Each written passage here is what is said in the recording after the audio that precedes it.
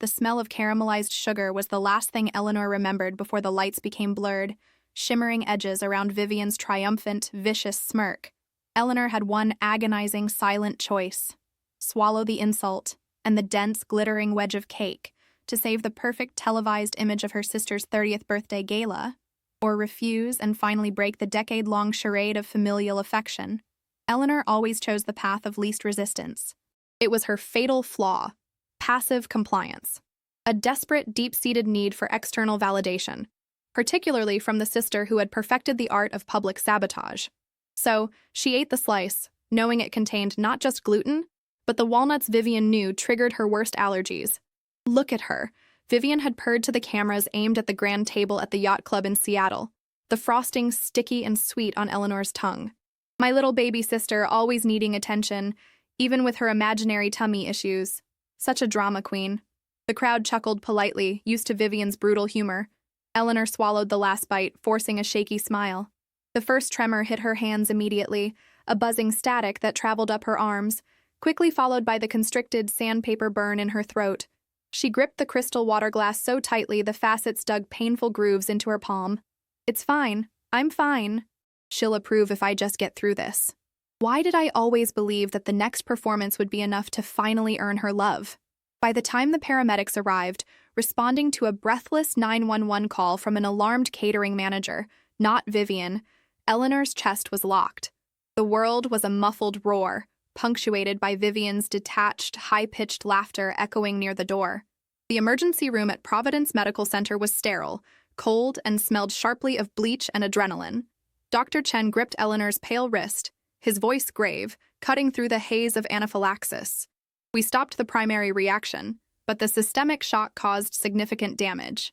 We have 48 hours to stabilize her renal function. If we don't, permanent dialysis is the least of her worries."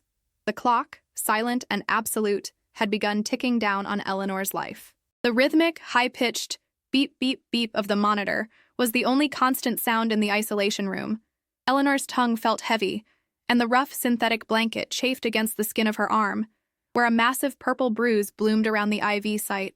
She could smell the cheap, burnt aroma of the hospital coffee Vivian had brought in, balanced precariously on the side table.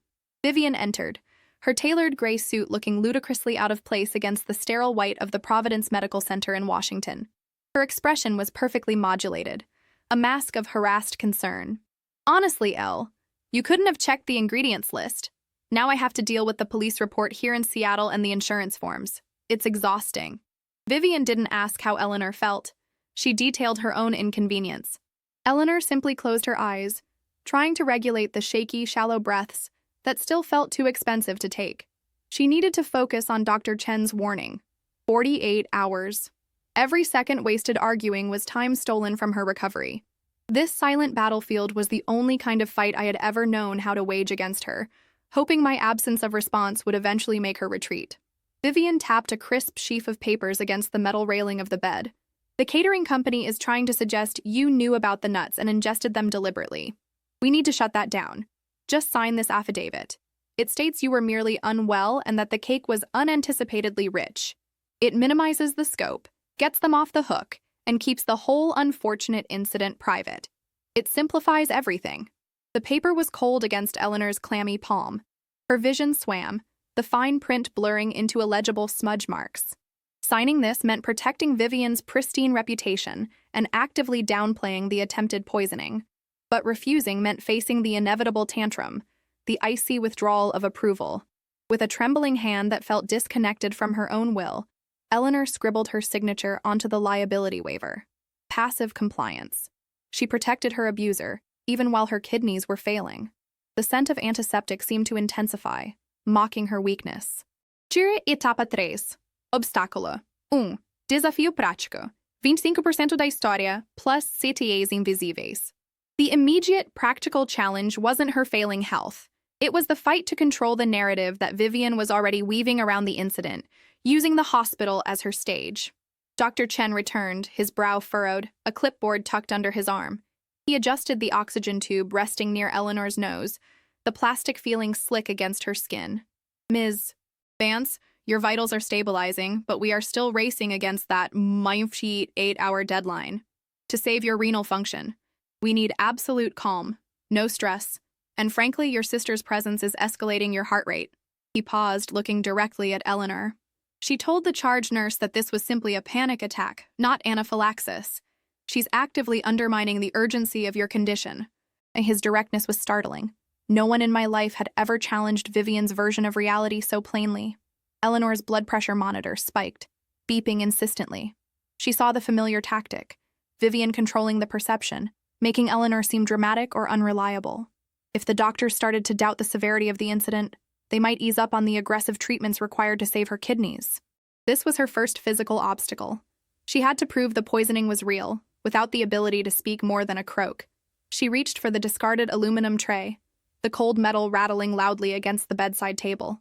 She pushed herself up, wincing as her muscles screamed in protest, and pointed a shaky finger toward the waste bin where the half-eaten cake had been placed by the nurse. The box," Eleanor rasped, her throat still tight, the sound dry like rustling paper. "Allergy list. Check it." Dr. Chen looked doubtful, but the sheer desperation in her eyes held him. He retrieved the flimsy, oil-stained cardboard box that smelled faintly of vanilla extract and opened the lid. The ingredient list was clearly visible, printed in tiny, precise font. The word walnuts was third from the bottom. Vivian, who had been on a call in the hallway, rushed back in when she heard the tone shift. She smelled strongly of expensive French perfume, a jarring scent in the antiseptic environment. Her face tightened. "It's clearly a mistake, doctor. She must have misread it in the excitement." This time, Eleanor did not sign or comply. She just held Dr. Chen's gaze, her eyes watering not from pain, but from the sudden, sharp clarity of self-preservation. Etapa 4. Subtramas e complexidades. Sensorial focado no tom plus CTAs invisíveis. Dr. Sao. Chen's skepticism vanished, replaced by cold professionalism. The discovery of the walnuts, a clear breach of medical trust, resulted in Vivian being escorted firmly from the room by hospital security, the smooth, expensive leather of her handbag squeaking as she clutched it. For the first time in years, Eleanor was alone, free from her sister's scrutinizing presence, lying in a bed within the vast American medical machine. The silence was overwhelming, a deep, padded quiet, broken only by the drip, drip, drip of the IV fluid, and the low, comforting hum of the dialysis machine being wheeled toward her room. The air was dry, and the texture of the pillowcase was rough cotton, starched, stiff. A nurse named Maya, whose voice was low and calm, placed a cool, damp cloth on Eleanor's forehead. "We need you to focus on the next 30 hours, and Eleanor. We're starting the full protocol now. The fact that the reaction was real changes everything. Your recovery is priority 1. Maya's skin, where it touched Eleanor's arm adjusting the cuff, was unexpectedly warm. It was the first human touch in days that wasn't clinical or hostile. I realized with a sickening jolt how much I had internalized the coldness of Vivian's treatment, normalizing it as love. Later that night, the city lights of Seattle glittered outside the 12th floor window, casting long, fractured shadows across the white walls. Eleanor received a text message. It wasn't from Vivian, but from Chris, Vivian's fiancé, who had briefly dated Eleanor years ago before Vivian claimed him. "I saw the news clip. Vivian told me it was a stomach bug. I saw the paramedics. Are you okay?" The message hung there, a fragile thread of genuine concern, smelling faintly of the expensive cologne he always wore, a scent Eleanor associated with a brief, happy summer years ago. This complicated everything.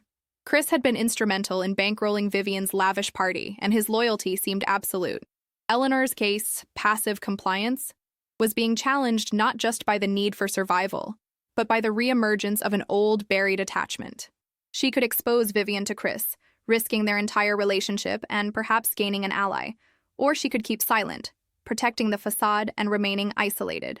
Etapa 5. Obstáculo 2.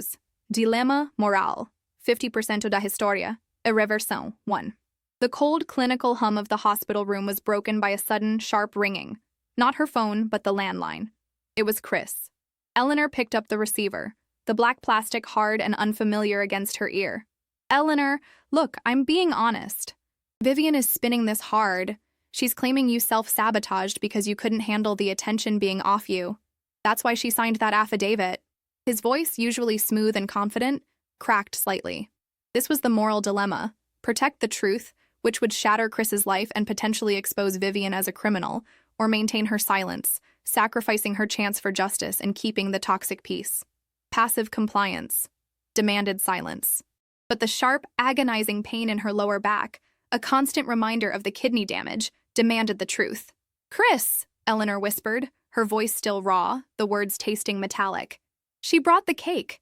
She knew. She laughed." The words were simple, factual, devastating. A long, dead silence stretched over the line, punctuated by the faint static.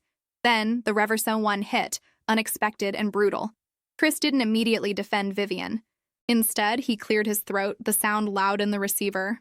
"Eleanor, listen to me closely. That cake? I ordered it.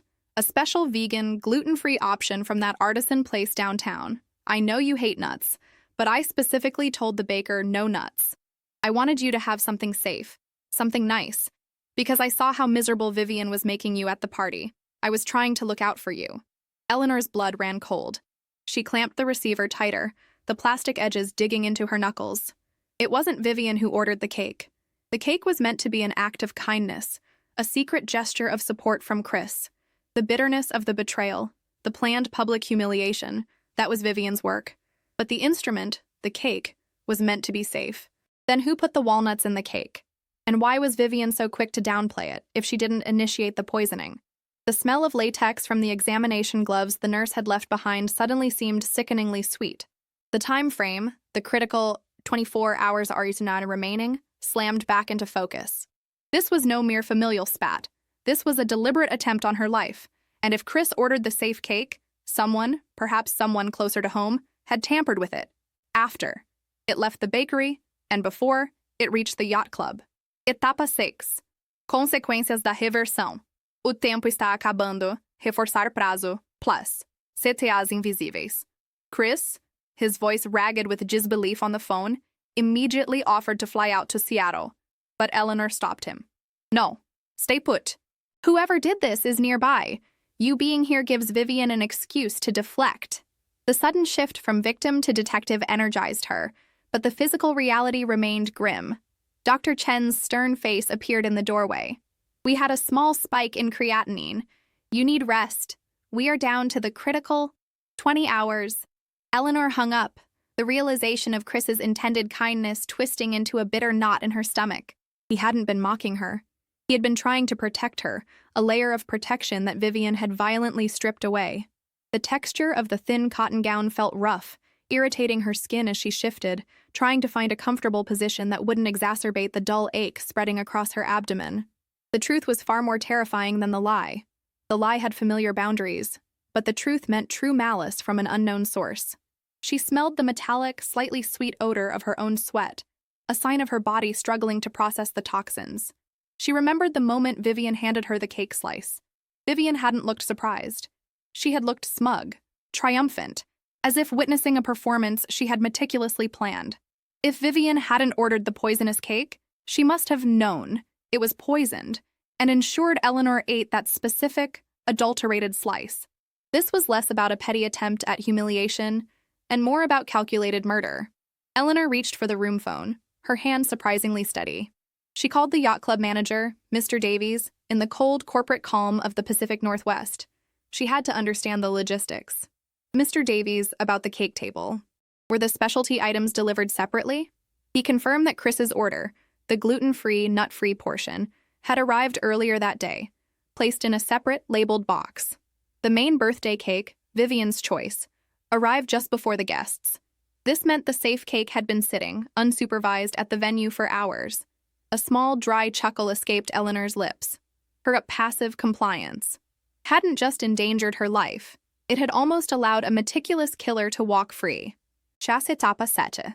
Superação e crescimento, mas a falha ainda espreita pros CTAs invisíveis. Eleanor's focus shifted entirely from self-pity to strategy. She had been defined by her need to placate Vivian, but now, facing potential death and the calculated malice of a family member, that need had curdled into rigid determination. She instructed Chris, still reeling in the suburbs of Seattle, to discreetly contact the local police, not with an accusation, but with a request for an inventory of evidence at the yacht club, citing potential cross-contamination with the allergy issue. She couldn't accuse Vivian without proof, but she could use the medical threat as leverage. The sound of the dialysis machine powering up was loud and mechanical. Maya, the nurse, noticed the change in Eleanor's demeanor. Her hands, which had trembled constantly since the reaction, were now gripping the bed rail with focused intensity. "You look like you're planning a hostile takeover, Eleanor." "I am," Eleanor replied, the dryness in her throat making the words sound like grit. "Tell Dr. Chen I need to see the toxicology report from the initial samples, specifically the type of walnut protein found." The core of Eleanor's old flaw, the desire for external approval, manifested now as a need for absolute control over the data.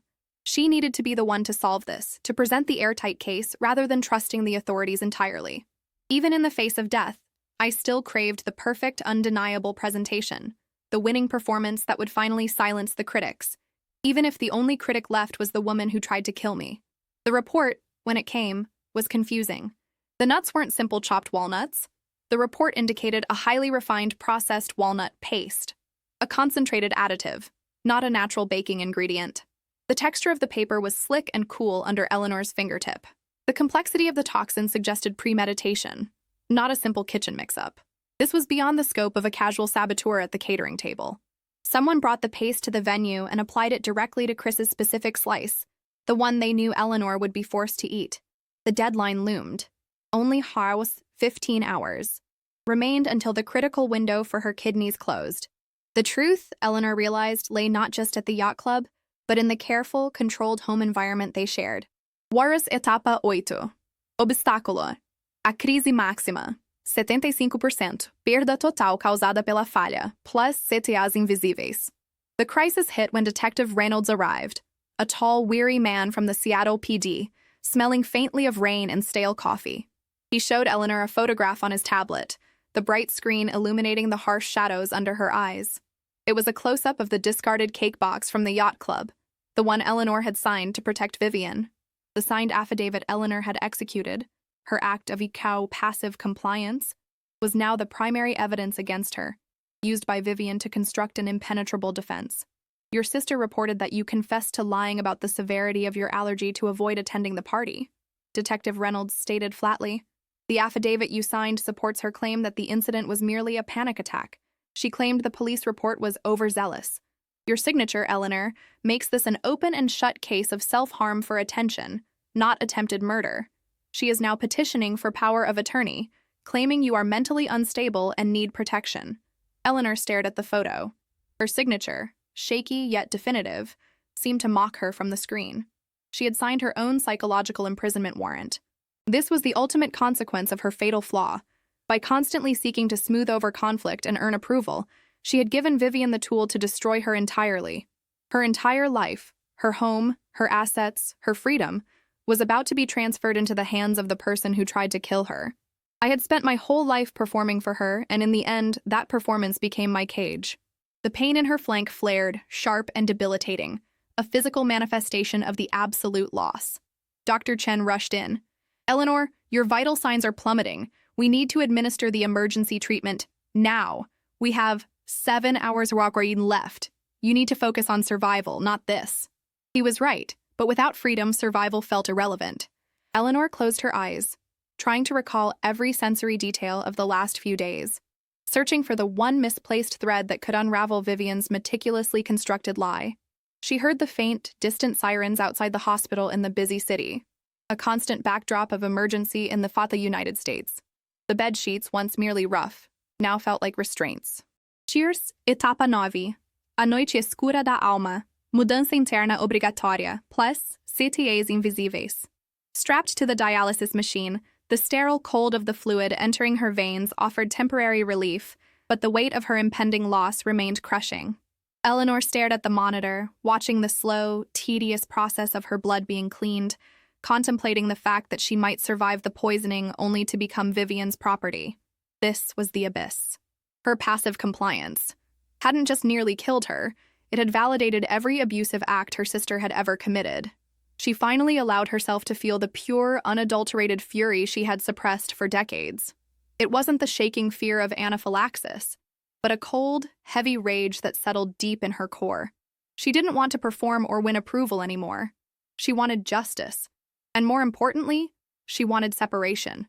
The smell of the plastic tubing and the faint, whirring sound of the pump were now the sounds of her battle, not her surrender. Eleanor thought back to the moment the cake arrived at the table. Vivian had been wearing an exceptionally heavy, custom-made bracelet, a gift from Chris. The jewelry was solid gold, intricately worked, and seemed too bulky for her slender wrist. She remembered the sound the bracelet made when Vivian bent down to whisper a sneering comment to her, a faint, dry clink against the edge of the plate just before she pushed the slice toward Eleanor. Then came the crucial memory. Vivian's hands were covered in a fine layer of white powder, which Eleanor had dismissed as flour or residual frosting. But the toxicologist's report specified a paste, a concentrated additive. How do you apply a paste discreetly? The answer, once it arrived, was a sickening splash of clarity in the darkness. You apply a paste and then you try to wipe your hands immediately, but the fine residue lingers. Eleanor demanded her phone again. She had 4 hours remaining. She called Chris again. Chris, listen. The bracelet. The gold one you gave Vivian. Where is it now? His reply was immediate. She left it at home, said it was too heavy for the hospital. Why? Because, Eleanor whispered, her voice devoid of emotion, I think she crushed the walnut paste into the cake slice, and the residue might still be on the jewelry. She used the bracelet's weight and mass to press the concentrate into the thick layer of frosting on my slice, right there at the table. She had the perfect prop and the perfect opportunity under the guise of being the doting, yet exasperated host. Sacre. Etapa 10. Climax. No limite exacto do prazo. Plus 7 dias de suspense narrativa. The final hours were a blur of medical intervention and frantic logistics across Seattle. Dr. Chen watched the clock above the monitor. 60 minutes remained until the critical 48 hours window expired. Eleanor's body was fighting hard, but the exhaustion was visible in the purple shadows beneath her eyes. Chris, operating on Eleanor's desperate instruction, had gone back to the lavish house they shared in the wealthy suburbs of the United States. He found the bracelet exactly where Vivian had left it, tossed carelessly onto her vanity, glinting under the recessed lights. He didn't touch it with his bare hands. He used the clear plastic bag Eleanor had told him to find, a small jewelry cleaner pouch. Meanwhile, Vivian arrived at the hospital, flanked by her lawyer, smelling triumphantly of expensive silk and victory. She carried the power of attorney documents. The air in the hallway crackled with tense energy. She stopped at the door, her smile wide and artificial, the sound of her expensive shoes clicking sharply on the polished floor. Time to sign some papers, Elle. It's for your own good. You know you can't manage without me. Just as Vivian approached the bedside, her lawyer holding out the pen, the elevator doors at the end of the hall dinged. Chris emerged, pale, clutching the small evidence bag. Behind him were 2 uniformed officers from the Seattle PD. The sound of the plastic bag crinkling as Chris held it aloft drew every eye. He didn't speak to Vivian. He spoke directly to Detective Reynolds, who was positioned near the door. We found it. The substance is still visible on the underside of the bracelet. She pressed it into the cake. Could I really be saved, not by my obedience, but by the physical evidence of her malicious intent? Vivian's triumphant smile dissolved. Her jaw went slack and she recoiled, the sound a low, choked gasp. Eleanor didn't sign the documents. She simply looked at the clock above the monitor. 15 minutes. Remaining. Etapa Ulven. Reversão 2 e resolução. Revelação final imprevisível. Vivian's lawyer immediately began to argue procedural violations, his voice rising in panicked defense. Vivian, however, remained frozen, watching Chris and the officers. Her elaborate facade had crumbled, leaving behind a raw, ugly fear. The medical team continued their urgent work, oblivious to the legal drama unfolding around the bed, focused solely on the 10 minutes left on the clock. Detective Reynolds quickly took the evidence bag. We'll send this straight to forensics, but we have sufficient cause for arrest. He approached Vivian, placing a hand on her arm. The rough wool of his uniform sleeve brushed against the fine silk of her blouse. Then, the final, shocking, reversão tupso landed, not from Vivian, but from Chris. As the detective read Vivian her rights, Chris took a step back, shaking his head. Wait a minute. He looked at Vivian, and then his eyes landed on Eleanor. The smell of his fear was palpable, sharp and unpleasant. The bracelet. It was expensive, custom. I ordered the cake, yes, and I knew Eleanor wouldn't eat the main one, so I got the nut-free slice. But I saw the baker. I watched him box it. The paste, Eleanor, it was in a specific medical-grade vial. I'm a pharmaceuticals investor, remember? I recognized the packaging immediately when I cleaned up the trash after the party. Chris swallowed hard, his face drained of color. Vivian didn't tamper with the cake. I put the walnut paste in the frosting. He pointed a trembling finger at Eleanor. I thought if you had a small, visible reaction, one that was contained, you would finally get the attention you needed to leave her. You wouldn't survive a full-on attack but a serious scare. You'd finally stop letting her control you. I didn't know the intensity of the paste, or that your kidneys would react this way. I just wanted you to be free. The bracelet? Vivian was just trying to discreetly wipe up the mess I made before anyone saw it. Eleanor stared, her breath catching painfully in her throat. The ultimate act of betrayal, the near-fatal blow, was not delivered by the person who hated her, but by the person who claimed to love her. Chris's desperate, controlling attempt to force her growth was the real poison. Her passive compliance had so crippled her life that people felt compelled to nearly kill her to free her. The monitor flatlined momentarily, a long, terrible "ee-rrr" sound filling the room. The clock struck 0. Etapa 12. Conclusão com custo. Vitória plus. Perda permanente. Balanço agridoce. Paz. CTA final emocional.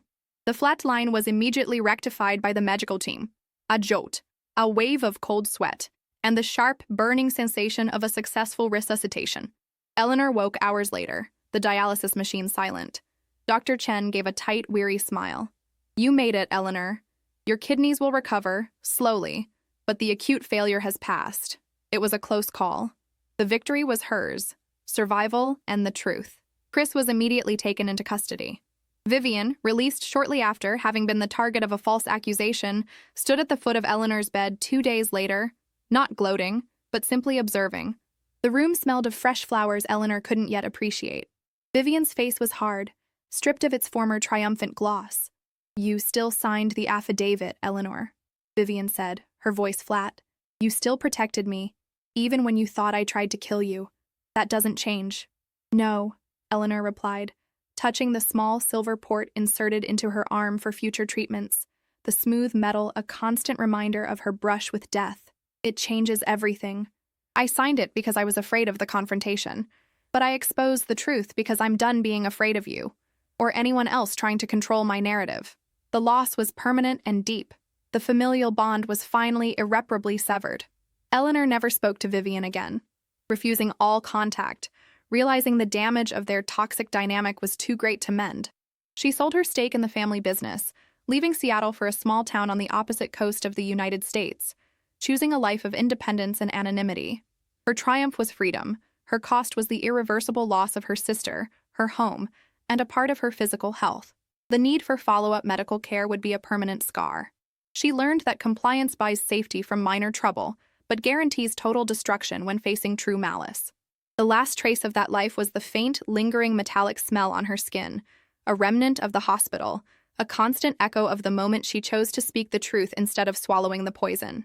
Now that I had chosen myself over validation, I realized the real tragedy wasn't the cake, but the years I spent believing I was only worth what she allowed me to be.